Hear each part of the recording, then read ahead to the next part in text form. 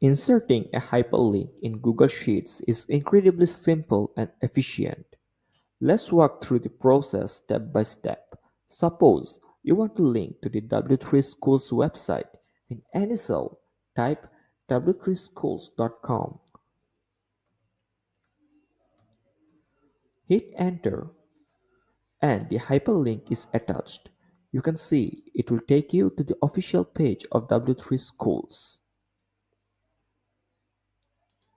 Now, if you click on the cell or if you hover over it, you can see the option Edit Link. Now, if you don't want the website to be displayed as w3schools.com and want the text to be displayed as only W3 Schools, you can also do that.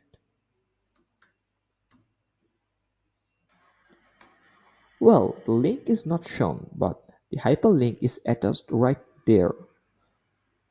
Well, you can have a cleaner look with that.